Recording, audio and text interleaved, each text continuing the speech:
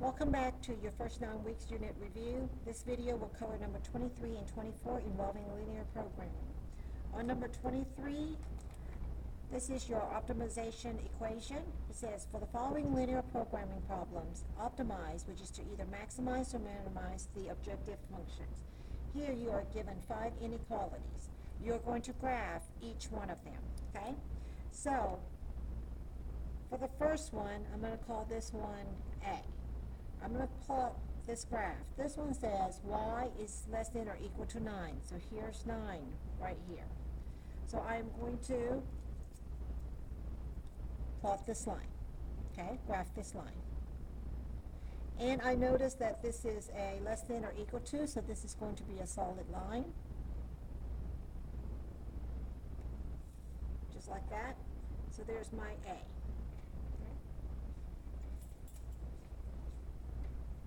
Next one, and then it says A is less than or equal to 9. So it's going to be everything below 9. For right now, I don't want to highlight the whole thing. I'm just going to do a little section at a time, and then I can see where everything is. Okay? For your second one, I'm going to graph it in green. So let's take a look. Now, for your second one, if you will notice, it is not in slope-intercept form. You guys are more familiar with the intercept form, so let's do this one in slope-intercept form. And I will do the B right down here so you guys can kind of see the slope-intercept form, okay? So, here's B. X plus 2y is less than or equal to 16. Solve for y. So 2y is less than or equal to negative x plus 16. Solve for y, divide by 2. So y is less than or equal to negative 1/2 x plus 8. So there's your inequality. You can also use the x-intercept and the y-intercept, but I think you guys are more familiar with the slope-intercept, so we're going to stick with that. So you're going to go to 8. Your slope is negative 1 to the right 2, negative 1 to the right 2. Notice you have an equal sign, so it's going to be a solid line. Okay, so connect your points and make a line. Oops, I'm so sorry, but there's your line right there. Okay, so ignore this line right here. Let me see if I can get it off. There we go. I think I just made it worse. Okay, so here we go. See where it is? It says y is less than or equal to. So it's going to be everything below this line right here. Okay? Please disregard this part right here. Continue with your graph. I'm going to do the next one in blue. Okay? So you have x minus y. I'm going to call this one C. X minus y is less than or equal to 7. Solve for y. Negative y is less than or equal to negative x plus 7. Divide each side by a negative 1. Notice when you divide by negative 1, the inequality signs flip. So x minus 7. So there's my C. Okay? Let me go ahead and label this one a B before I forget, so you know which one it is. All right, plot that point. Negative 7's right here. Your slope's 1 up, 1 over. And it's got an equal sign, so it's going to be a solid line. Okay? There you go. And there's your C. Let's read what it says. Y is greater than. Put your hand at a point. Which way is greater than? It's everything above it. You're starting to see how it's a big open space and how it's starting to come together. Okay? So that was your C. Your D. This one right here is going to be my D. Okay. X is less than or equal to 8. This one. There's X is less than or equal to 8. It's got an equal sign. So there's your D. Less than. Which way is less than? Over here is less than.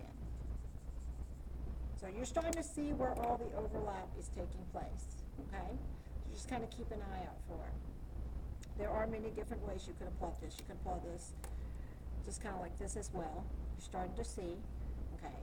Or you could do what I just did. All right, next, last but not least, I think I'll do it in red. All right, here's your E, okay? So E, you have 2x plus 3y less greater than or equal to 9. Solve for y. 3y is greater than or equal to negative 2x plus 9. Divide by 3. Negative 2 over 3x plus 3. Okay? So I just did it real quickly. So you're going to go to 3. Slope is negative 2 over 3. Negative 2 over 3. Notice it has an equal sign as well. And so now you have your slope and your line. Okay. And this one is E. And it says y is greater than or equal to.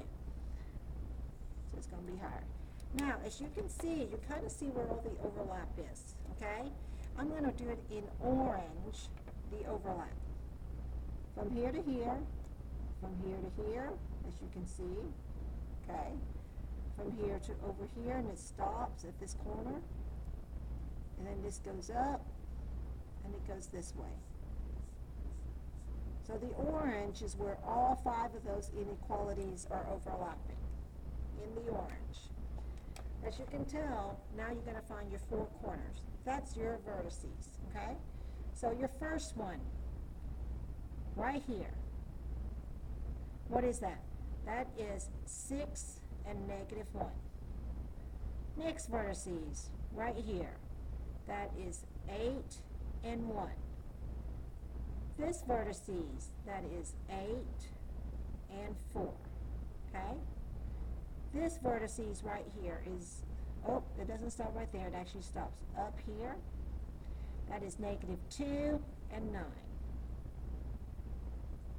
This vertices, see how I'm just going to the corners, is negative 8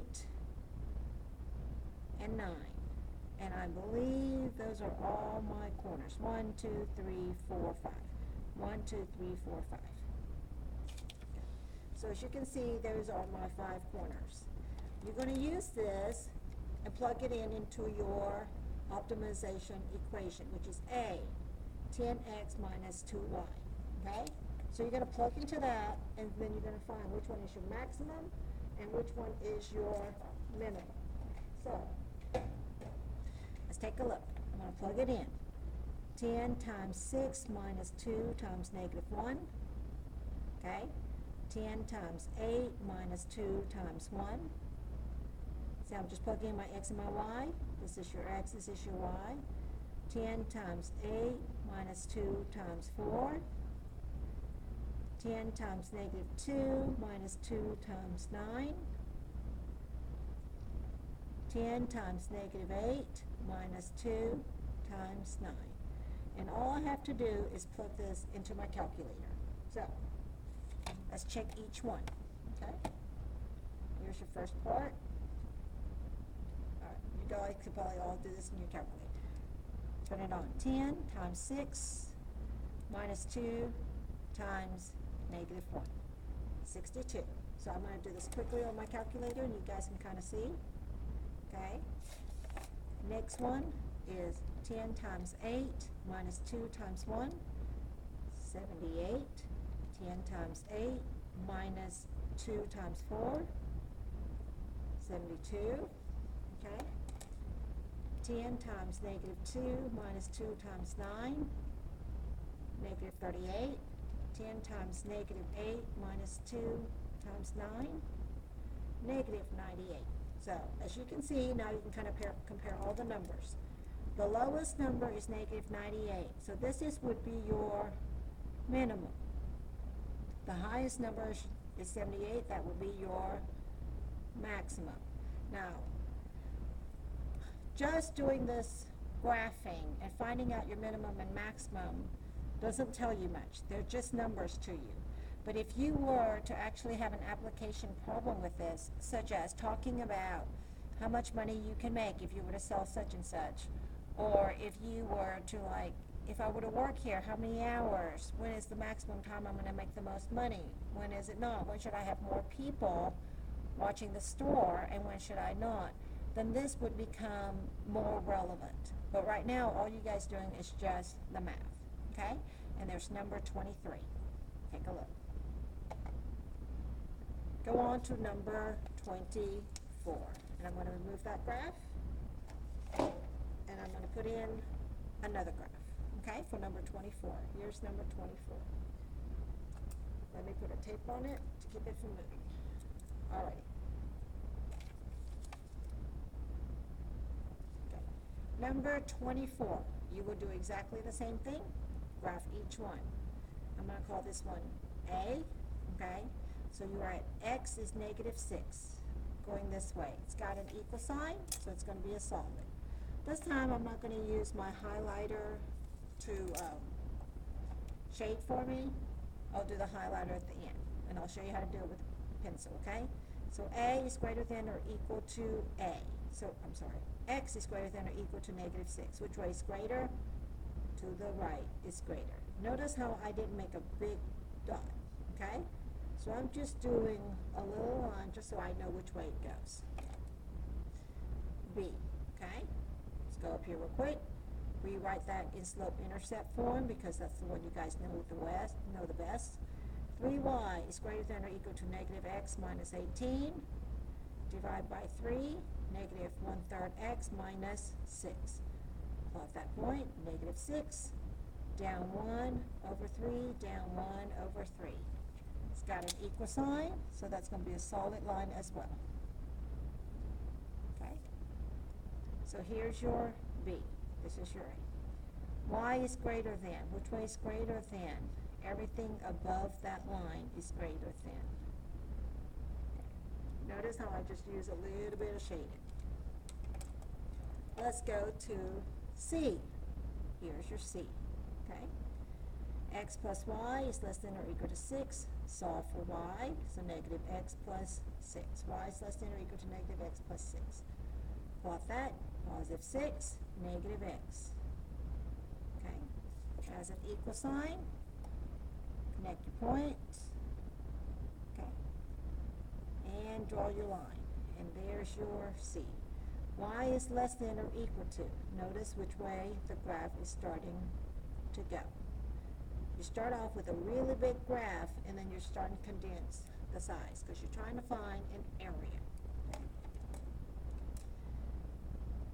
D, 2x minus 3y is less than or equal to 27. Solve for y. Negative 3y is less than or equal to negative 2x plus 27. Divide by negative 3. When you divide by negative 3, you flip the sign. So 2/3 x minus 9. So you're at negative 9. Your slope is up 2 over 3. Up 2 over 3. Okay? Plot your points as well. Make your line. There we go. So now you're starting to see the condense. Y is greater than or equal to. Which way is greater than? Everything above. Now, if you guys notice, I didn't go beyond there because my overall objective is to find where they all overlap. So this is only the section I can see them overlapping. Okay. Next one, and I'm out of color, so I'll go back to red. Okay, so here is this one. So A, B, C, D, and this one is E. So let's come straight down here. Negative x plus 2y is less than or equal to 6. Solve for y. So x is plus 6. Divide by 2, so 1/2 x plus 3. Okay? Go ahead and graph that one. Here we go. Go to 3. Your slope is 1 up, 2 over. 1 up, 2 over. That'll be a solid line as well because it's got an equal sign. Right? And it says y is less than. Which way is less than? This way. As you can see, you can kind of see where all the overlap is. Guess where they're all overlapping? Right here. You guys see that? And I'm going to shade it in so you guys can find the feasible region. Okay? So that is your feasible region. So let's write our vertices. Now, I don't have much room right here, so let me get a piece of paper and go ahead and write our vertices right here. Okay, ready? All right, vertices. First of all, let's look at, we'll start right there. What is that? 2, 4. We're going to go in clockwise motion. Next one, 9, -3. Okay? Next one, 3, -7. Move on up to the next corner, or vertices. -6, -4. Okay? Move on up. Let me see. Did I do this one wrong? It should be right there. There we go. -6, 0. I just kind of went back and checked, so my graph is off a little bit right there. Okay. And that's all I have. Now let's go ahead and plug it in into your optimization equation. So just plug it in, just like you see it. So you have -2 times 2 plus 3 times 4. Okay? -2 times 9 plus 3 times -3. -2 times 3 plus 3 times -7. -2 times -6 plus 3 times -4. -2 times -6 plus 3 times 0. And you can just plug all that to your calculator, because that's what I'm going to do. And let's go ahead and find our maximum and our minimum. Okay? -2 times 2 plus 3 times 4. This one comes out to be 8. -2 times 9 minus 9. I went ahead and did it all. -27. -6 minus 21. -27. Notice the same amount. Okay. 12 minus 12. 0. 12 plus 0 is 12. Here's, these two are your minimum, and here is your maximum. Okay? Let's look where the minimum is in terms of 9 and -3. Notice how these are, the vertices are next to each other, adjacent. When they're adjacent, that means anywhere along here is also going to be your maximum. So just keep that in mind. Anytime your corners match up like that, this here, in this case, both of these, any point along here is going to be your, not maximum, my apologies. This is your minimum. So anywhere the points along here is going to be your minimum amount. Okay? So, for example, if you were buying something, you want to, like Sam Walton does, he spent the least amount of money per volume, and so therefore that's how he made a living, and that's how Walmart grew. So just think about that. Good luck on your 9 weeks test. Please study hard. Keep going back and looking at your review. I'm proud of you all. Shout out to my first period and my 7th period classes. You guys are great. Bye.